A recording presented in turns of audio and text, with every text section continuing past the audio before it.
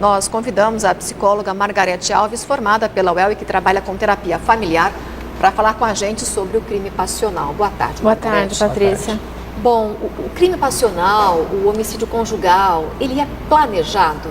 Então, existem alguns casos que sim, mas quando a gente fala do passional, né, é mais pelo impulso, a pessoa não pensa, ela é agida pela emoção. Então, algum fator ou alguns fatores já vinham acontecendo antes e algo naquele momento, que seria o que a gente chama de gota d'água, acontece e a pessoa age sob impulso, sob uma forte emoção. Né? Então, ela não planeja, ela não premedita. Então, quando a gente fala em crimes passionais, a gente está falando de algo impulsivo. É sempre uma traição ou nem sempre é uma traição? Eu diria que o ciúme está sempre presente, é um dos ingredientes, né? Mas a gente vai olhar o que é o ciúme. É uma questão da insegurança, a pessoa se sente insegura, ela tem medo de perder o companheiro, a companheira. Então, na possibilidade daquele relacionamento terminar, ela prefere que ele morra. Né? Então, muitas vezes a gente vê a insegurança, o medo é algo presente. E isso não é algo que acontece recentemente, mas que já vem se desenrolando, na maioria das vezes, há muito tempo durante o relacionamento. O mapa da violência 2012, que tem dados de 2010, ele aponta que o Paraná é o terceiro estado do país com o maior número de mulheres assassinadas, que são 338, atrás apenas de Alagoas e Espírito Santo. A pesquisa aponta que a maioria dos casos é o crime passional. Aqui foi, né, a princípio, crime passional, mas cometido por uma mulher. Isso é mais raro? Então, a gente a gente está vendo na mídia um número crescente de mulheres também cometendo crimes dessa forma. Então, o que a gente percebe? Os relacionamentos, eles precisam ser observados, né? Como eu falei, a família às vezes observa alguns sinais de que as pessoas são mais emotivas, elas são mais explosivas, mais agressivas. Eles dão sinais, não é algo que nos surpreende de uma hora para outra. Então, tanto homens como mulheres, eu entendo que eles são suscetíveis a essas emoções e eles podem cometer esse crime.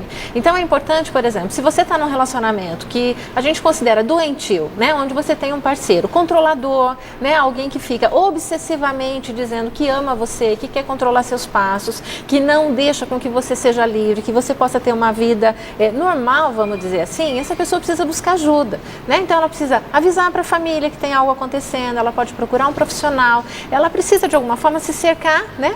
Às vezes até fazer um boletim de ocorrência, caso alguma violência já tenha acontecido, e na maioria das vezes já aconteceu. Dificilmente um caso desse acontece como um primeiro episódio, o assassinato. Ele já deu outros indícios, já houveram outras brigas violentas. Então é importante que as pessoas se encorajem para buscar ajuda nesse sentido, né, de avisar. Então eu entendo que homens e mulheres são capazes de fazer isso. Nessa história de que em briga de marido e mulher ninguém mete a colher, isso é balela? A família tem que agir numa situação como essa? Tem que interferir, porque assim, o resultado, a consequência é radical, né? Daí depois chorar pelo leite derramado não vai adiantar. Então, em algumas situações, é claro que a família precisa interferir. Ela precisa, porque assim, a família percebe, mas muitas vezes, por esse respeito que você está dizendo, as pessoas acabam não interferindo, né? Mas elas percebem que há uma discussão mais acalorada, né? Que as pessoas se agridem. Eu tenho trabalhado com muitos adolescentes que no namoro, muitas meninas agridem os meninos, muito mais do que eles a elas.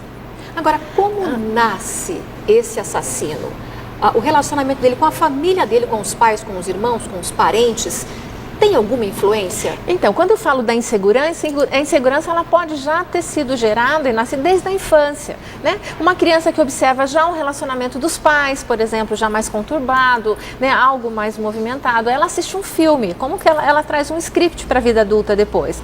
Na maioria das vezes ela vai procurar um companheiro que de alguma forma também alimente ou repita aquele cenário que ela viu na infância. Isso eu não vou dizer que é regra, mas é muito comum. Se ela nasceu numa família onde o relacionamento entre os pais já era mais conturbado, existe uma tendência, vamos dizer, uma predisposição para ela também repetir e buscar alguém que dê, né, de alguma forma, essa continuidade. Então, essa insegurança ela é muito antiga. Ela vai buscar alguém que não seja uma pessoa presente na vida dela, que não a deixe segura. Então, ela precisa desse relacionamento movimentado, né? Parece, o nosso inconsciente, muitas vezes, ele nos parece bastante incompreensível, mas é uma pessoa que busca uma dinâmica no relacionamento bastante tumultuada. Eu costumo chamar, quando eu atendo casais assim, uma montanha-russa de emoções. Eles não gostam da rotina, eles não sabem lidar com a estabilidade emocional. E isso não é o amor, né? Não é amor, não também, são felizes, de forma alguma. É uma relação doentia, como eu falava. É um amor que eles chamam de amor obsessivo, né? Eu preciso estar no controle o tempo todo, eu preciso ter a garantia de que a pessoa não vai me abandonar,